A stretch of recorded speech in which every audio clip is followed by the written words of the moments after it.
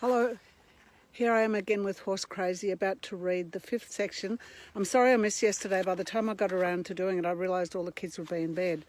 So this is the 5th, maybe the final section of The Shadow Brumby, written by me, Alison Lester, and illustrated beautifully by Roland Harvey.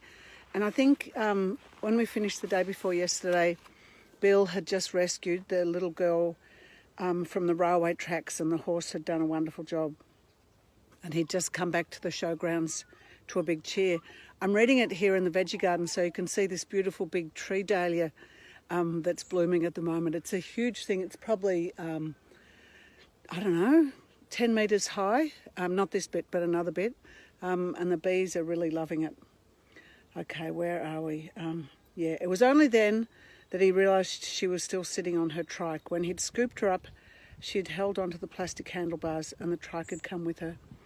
Kimberly's parents kissed her and cuddled her, inspected her for cuts and scratches, and thanked Bill over and over. They walked back along the laneway to the showgrounds with Bill following on Drover. Kimberly kept turning in her father's arms, calling, "Horsey, horsey," until finally they passed her up to Bill, and she rode into the cheering crowd like a little princess. A voice yelled out, "3 cheers for Bill Cooper," and everybody cheered him. Then somebody else yelled, "And 3 cheers for the horse," and they cheered Drover too. And there's a lovely picture of Roland's where he's bringing the little girl back to her anxious parents. The truth. Sam tried to tell her father the truth about Drover that night. She lay on their saggy couch with pants on her lap and listened as Bill told Smithy how brave his horse had been. "She's been acting weird this week," he said into the phone. It was like she'd forgotten everything she'd ever learnt. "I thought I might have to get rid of her, but mate, you should have seen her today. What a star." She galloped in front of that train as cool as a cucumber. He held the phone away from his ear and grinned at Sam as Smithy's squawks of disbelief echoed down the line. "I don't know what's changed her, but thank you. Thank you for a fantastic horse." Bill leant back and stretched. "Yeah, well, you take care out on the road. We'll see you in the spring. Bye, mate." "It's a different horse, Dad."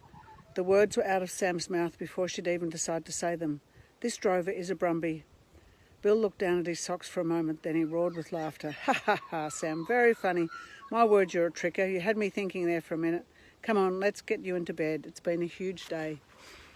There's a lovely picture of him on the phone telling his drover mate about the horse.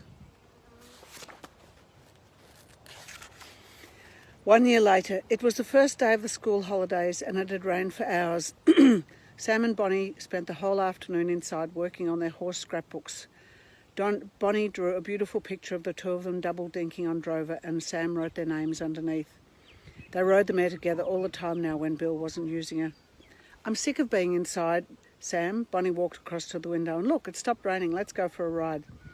The sun was just about to set and the evening light made everything glow. Drover trotted up to meet them and Sam slipped the bridle over her ears. "Remember how snooty the old Drover was?" Bonnie said as she rubbed the mare's ears. "Not like you, Miss Beautiful." Drover seemed to smile, as though she could understand. Maybe Bonnie really could talk horse. Sam swung up onto Drover's back, then held her foot out rigid so Bon could use it as a step. Drover's coat was still damp after the rain, and the girls felt as though they were glued to her.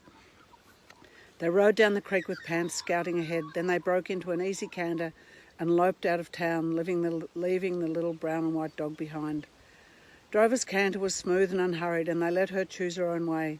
She turned up a bush track that wound into the foothills of Wild Dog Range. Her stride quickened. "We better not go too far," said Sam. "Dad will go nuts if we're not home by dark." Suddenly the track opened into a small grassed valley surrounded by towering mountain ash trees, their pale trunks ragged with bark. Drover stopped still, listening, then whinnied. Her neigh rang around the clearing like a siren. "She's calling the Brumbies," Bonnie whispered into Sam's ear. "Maybe she wants to go back to them." Drover's ears were pricked, quivering. From high above came the noise of creatures moving fast through the bush. A whinny floated down. They could hear the horses getting closer. Then there they were on the far side of the valley, 12 Brumbies, standing nervously together in the evening gloom. Drover felt like a coiled spring under the girls, as though she might explode in an instant. "I'm scared, Sam," Bonnie whispered. "Do you think we should get off?" No, we'll be okay. Relax, trust her. Remember, she chose to live with us. I don't think she wants to go back to the mountains. A silver grey horse stepped away from the mob and moved towards them. I bet that's old Drover, Sam whispered so quietly that Bon only just caught her words. It's got to be, don't you think? Bon squeezed Sam's waist. Look, she's got a foal. The mare came right up to them, nickering softly. The two silvery horses stood shoulder to shoulder, sniffing each other. Sam leant slowly across and lifted the Brumby's mane. It was tangled now after a year in the bush. The moon-shaped scar showed dark against the silver coat. It's her, it's Dad's old Drover. Bonnie squeezed Sam so hard she couldn't breathe. Now we know for sure. Our horse detective theory is right. The Brumbies suddenly turned back into the bush, and old Drover wheeled to chase them. Her dark foal followed at her side. Sorry, I got so excited about reading it, I forgot to show you that beautiful picture of the Brumbies coming down into the clearing. And then here are the two horses sniffing each other with the little foal there as well.